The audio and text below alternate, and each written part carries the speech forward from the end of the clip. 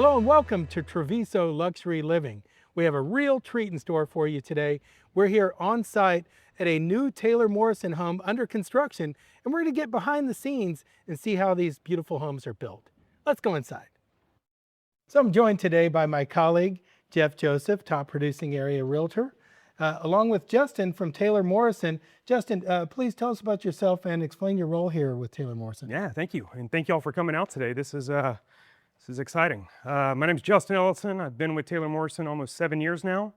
I've been in Travisso for a little over 1 year. I've been building in Leander my entire time here. I'm a senior superintendent, a lead out here in Treviso, and yeah, love what I do every single day. Hey, we're glad to have you here. Thanks for being the best part of Taylor Morrison. And thank you for letting us kind of get in here in one of your homes. I know that's a little vulnerable here. You know, we talk a lot about new homes. We're often filming in model homes, but we rarely get behind the scenes and see how these homes are constructed. So this home is at a dry-in stage, getting ready to be insulated and covered up with drywall. But there's some things in here that look different than the homes that we look at that are finished. We can really see what's holding this home together and how it's constructed. So when a buyer, you do walkthroughs with buyers before homes are covered up with sheetrock and insulated. Absolutely. So they can get a good look at what's happening before it gets covered up. But some of the things that we might see when we're looking at a home may seem a little out of place if we're not familiar with construction. You know, right out of the gate, I see like the base plates here have got some kind of weird coating or paint on them. What is that product and what does that do? Yeah, and that's a great question. So this is what we call the bottom plate. It's the seal plate to the house, okay? This is a pressure treated lumber, and that's the reason that the color difference here between the two, because it makes contact with the foundation, therefore it needs to be pressure treated, which deters pests and bugs and things of that nature, right? So what we have, and if you look below the seal plate, you actually see this foam that we actually have around the entire outside of the house, the exterior of the house. That's called sill seal, okay? Which is a foam strip that we put below the bottom plate. And then we come in, if you can see this right here, these are anchor bolts that we actually come in and attach the bottom plate to the foundation itself. So are those anchor bolts actually part of the foundation? They are. They are driven into the concrete, and they actually just stick that foundation to that, you know, the sill plate. To where hold the house to the earth. Absolutely. Yeah. That's what it's for. Not the old ram set. No, this is bolted down. And it's about every 6 feet around the walls on the exterior of the house. So the entire thing, I can't even count how many anchor bolts we actually have in the house. But it's part of the inspection process where they come through and the built-in inspections that we have with the city of Leander, with the engineers to the house, with, you know, third parties. Everybody's putting their eyes on it as just a safety net, if you will, to make sure we're not overlooking something and we haven't skipped something vital to the process. So now I'm going to ask you a question you've probably had hundreds of times, and I'm sure our viewers at home have seen this and wondered. I noticed that you're using finger jointed studs here, and if we zoom in here tight, you can see that there's these little V's kind of dovetailed into each other, where these pieces of wood that make these studs join together. Can you talk a little bit about the benefits of that? Because I've had some people think, oh, well, you're using these cheap they look broken studs. Yeah. Scraps. Look like scraps. It looks like we just kind of glued them together. Right? Yeah. But the purpose of the finger jointed studs, and they are throughout this entire house all the way around, just like the anchor bolts, they are actually structurally stronger than non-finger jointed, you know, normal, you know, lumber. Right. Okay.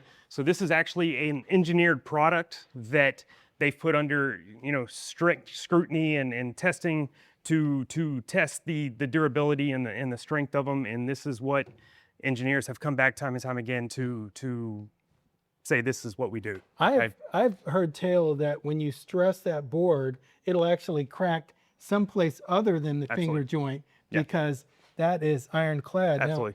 And then also lumber sometimes over time will warp and twist. And so are you able to, these being an engineered product, a little bit straighter? And that's ultimately what you're seeing up here, right? These blocks that you see periodically around the walls, that's actually there for a reason as well, to stop them from twisting and flexing and kind of warping, if you will. Nice. But yeah, it's a complete science that I'm not going to tell you I understand all the ins and outs of it, because I'm not that. Not a scientist. I'm not. Yeah. But a lot of good people are, and this is what we do. So some of us that have been around for a few years will see this product over here, which we call oriented strand board, OSB.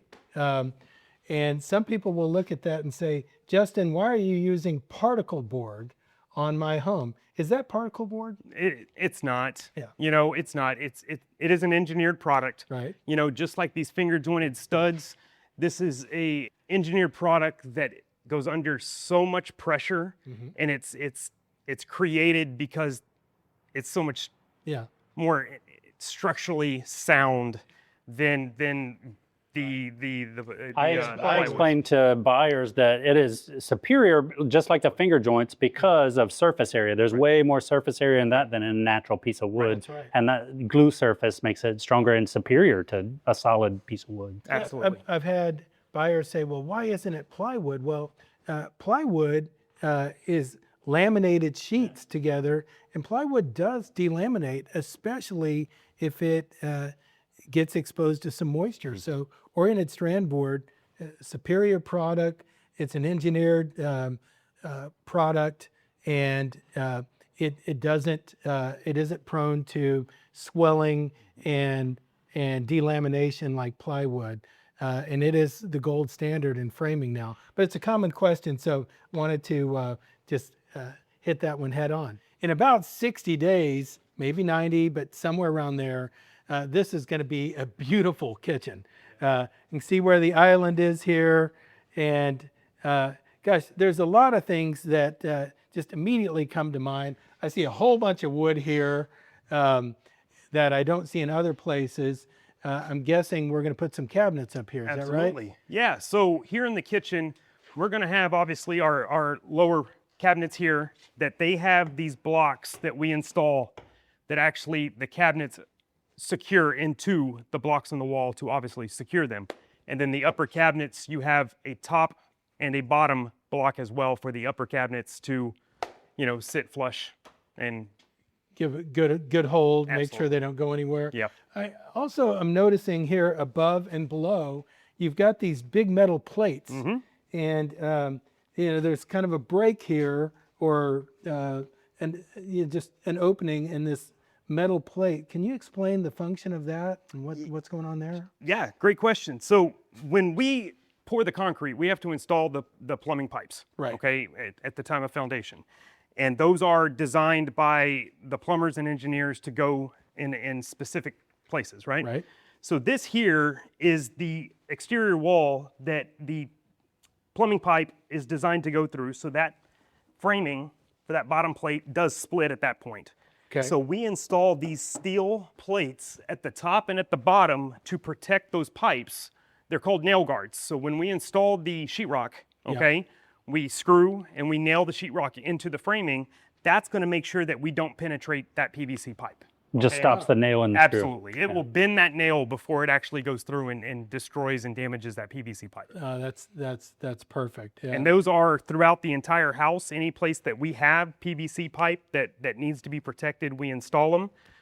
Electrical, same thing. They might be a smaller plate, but the plumbing is typically a bigger one, just to make sure. Nobody wants a water leak. So at this point in the process, I and Jeff as well tend to recommend a third-party home inspection when everything is visible. Sure. It's always good to do inspections. The city inspectors have limited times, and I know there's lots of municipal inspections and engineering inspections, internal inspections, but a third-party inspector can spend a little bit more time than the city officials have to spend in a home.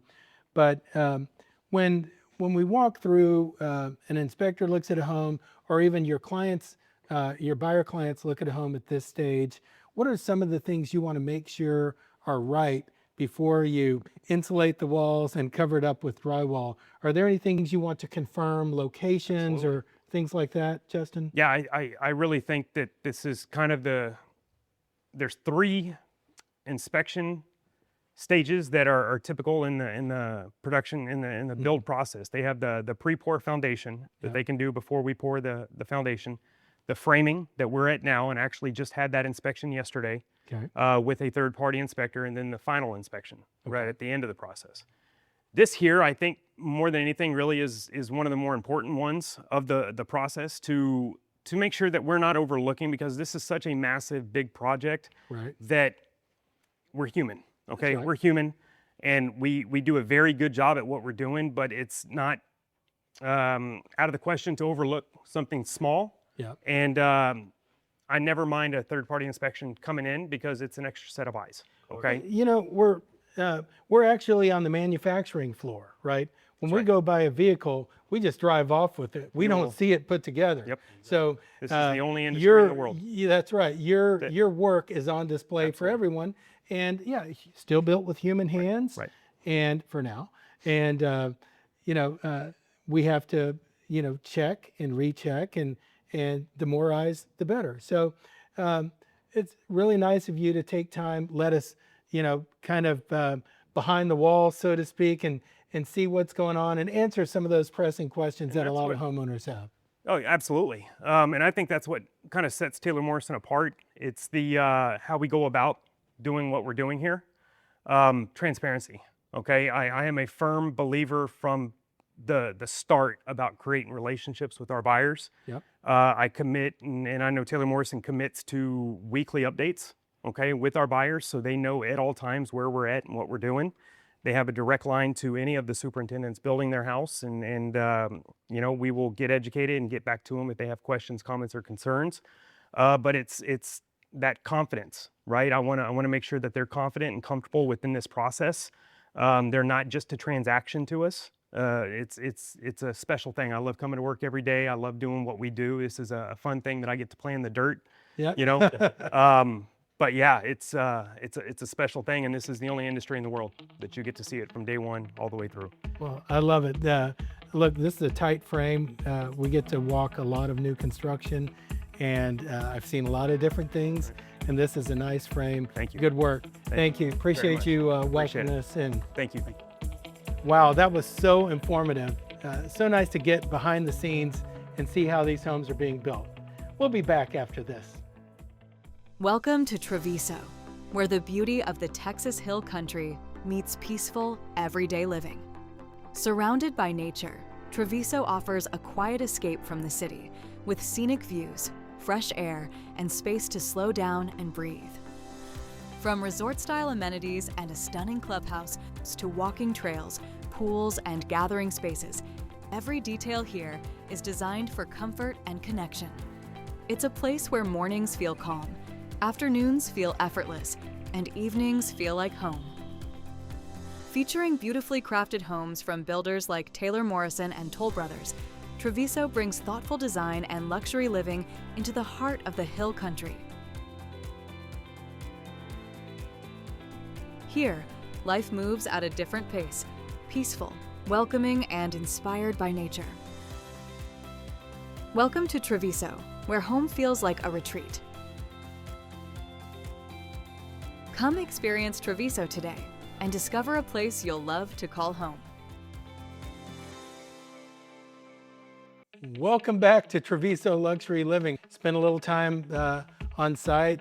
Justin, you were nice enough to walk us through part of that framed home, so that was nice. Now here we are in finished luxury, which is great. And it'd be remiss if I didn't remind everyone we're in Travisso, a master plan community in Leander, just minutes from Cedar Park, highly accessible. 183A, 45 isn't far. They've done a great job with toll roads, really making it so much more accessible to downtown now. I mean, you can bypass so much traffic. Yeah, so easy anymore. So it's great. Incredible public schools out here. But I think what really sets this community apart is you've got new home offerings in the 600 range, so not well above average prices, but yet you drive in to this $1 million view and just a big sense of arrival. So if you haven't been out to Travisso before, it's certainly worth a visit. Taylor Morrison and their builder partner out here, Toll Brothers, both building really compelling luxury production product.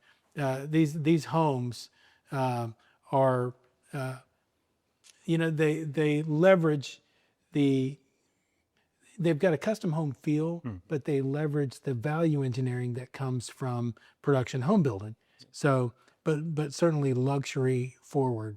So invite everyone to come out to Travisso.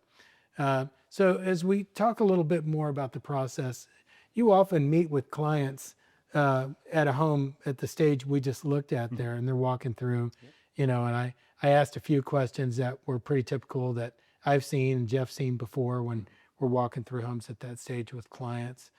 What do you think?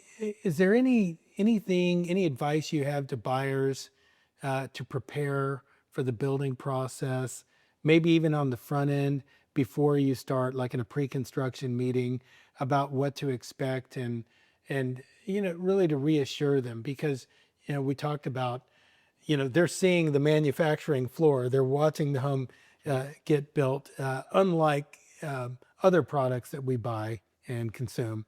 How do you prepare them for the fact that the home is built with human hands and sometimes things don't go perfectly, even though they're going to be made right regardless? Yeah, great question. I've been doing this for multiple years. I've had the pleasure and the opportunity to work with multiple families, upwards of 300-400 different homes that I've built with a couple different companies. And I've been with Taylor Morrison now, like I said, for almost 7 years. Every house is different. Yeah. And every house takes on the personality of the buyer, but it's also the superintendent and the relationship that we build. Okay, that truly is the most important thing here. And I try to build trust, and I know Taylor Morrison tries to build trust and carry that trust all the way from day one through the entire build process, with weekly updates, direct lines to everybody from sales to construction. And then after the closing process, which takes us roughly anywhere from 5-6 months right now is what our build times are. Once we start the construction process into the warranty side of things. Our warranty department is a fantastic department. They got great people running it, and they are very involved with buyers after the process of closing is finished. And it's a very complex process, but it's a very easy thing if we all commit to the communication and we get where we need to be. And so from the buyer standpoint, I wouldn't have any preconceived notions as to what to expect. And it's a very exciting thing, but it can also be very frustrating and scary sometimes, but that's okay, because that's what I'm here for, to try to calm the waters. So that makes sense. Jeff, do you find it helpful and important for building trust when the builders are really disciplined about making those weekly calls to your clients? Yeah, absolutely. So I tell new home buyer clients of mine to, there's so much information available on the internet or wherever you want to find information that you can research it to the end of the earth if you want to. And that's okay for a resale home, but I tell people, I was like, well, we're coming to Taylor Morrison, there's going to be a construction manager that's there to educate you. He's a point of contact for you. Yeah. There's a sales representative that does kind of those same things. So they don't kind of have to front load so much research to be as prepared, and it helps build a little bit of that extra trust in their team. Yeah, construction's messy, right? We break things. We're starting with a big mound of dirt that has been graded to make sure that we've got a rough drainage plan established. Right. That'll get tightened up later when you top dress and things like that. You're going to go from A to Z, or double Z. Yeah, however, there's probably a couple of thousand individual tasks that have to be coordinated with the construction of a home. But ultimately, we're going to get to Z, and Z is going to be the home you want to live in. But all those letters have to get checked off along the way. Sometimes we may hit D before we get C, but we're going to get all the way to Z. Exactly. And it's okay to just allow that process to happen and trust the professional that's building it. So people, the only thing for certain in the construction process is there's going to be problems. There's going to be potholes. There's going to be speed bumps, but that's what we work through. Okay.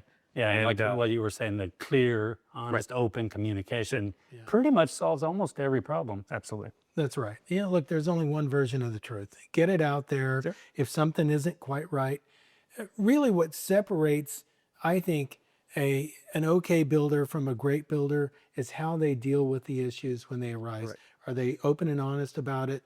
And then do they remedy it? And my experience with Taylor Morrison has been that they always deliver the type of home that someone expects when they go to close. Thank you. So appreciate that. Well, you guys do it, and you've earned that. You've earned that reputation. So it's great to see y'all having the kind of success that you're having in the community. So it's been really popular. Is there something that you think a realtor can do to better prepare their client for the process? Being engaged, being actively engaged from a realtor side of things, because this is what we get to do for a living, and this is not something that the buyers typically do for a living. So setting the right expectations up front about the entire process as a whole is very educational, and it could put people at ease to understand that we've been here before.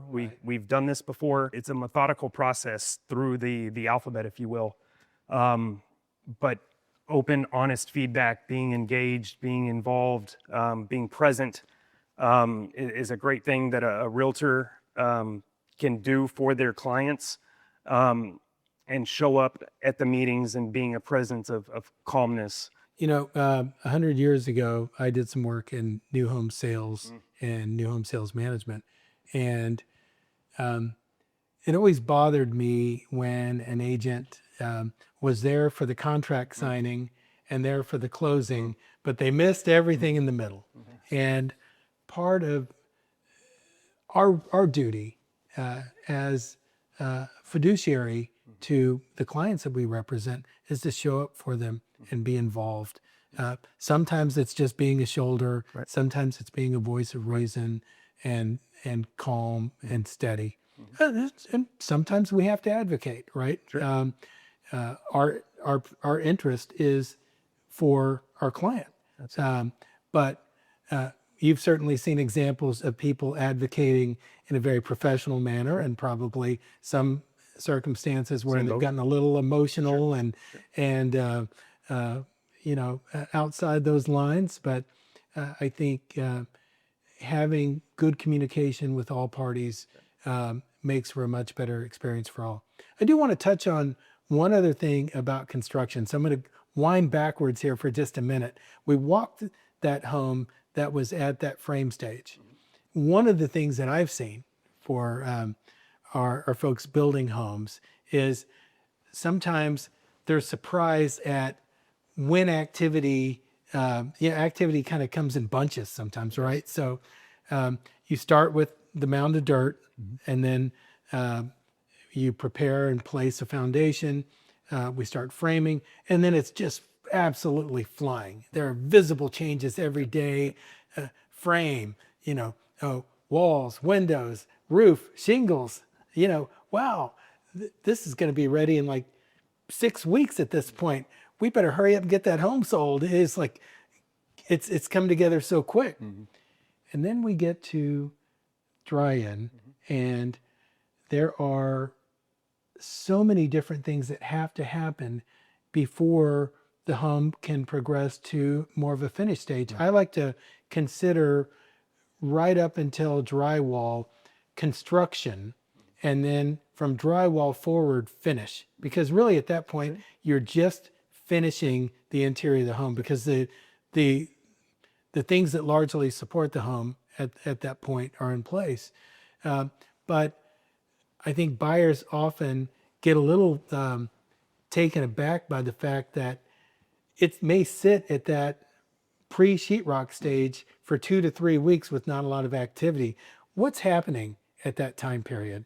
Inspections. Yeah. Lots of inspections. Okay. That is such a massive part of the build process that we want to make sure that we don't overlook anything. We don't skip anything in the process, because there is a finite schedule and a process to getting through that as timely as we possibly can. And it's important that everybody has their turn to be in that house to do their job that they need to do. And then we give the buyer time to be in that house before we insulate, before we sheetrock, to see the house at a stage that you will never see your house again. You will never see it like that again. So the HVAC, air conditioning and heating contractor, the plumber, the electrician, they all have individual inspections to pass too before you can get there too, right? Yep. And we have multiple. We bring in third parties on our own. We bring in the engineers. We bring in the city of Leander. We bring in the buyer's third party. We have just a handful of inspections that are already part of the process. Yeah. And then the buyers can bring in their own on top of that if they so choose, which I'm okay with every single time for an extra set of eyes. But it's an exciting piece, but it does seem like nothing is happening at the time, but it's a very important piece where we're progressing methodically to get through as quick as we can. Excellent.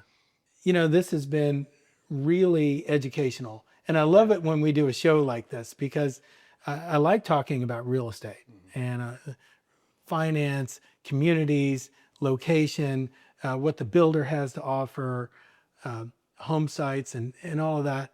But really, getting inside and talking about the build process, I don't think we do enough of that. And I think it's important information for people to know. So thank you again for joining us today, Justin. It was so informative. Jeff, appreciate your insight as always. Folks, thank you so much for tuning in. Please visit Travisso. It's a wonderful community, and we look forward to seeing you again next Sunday.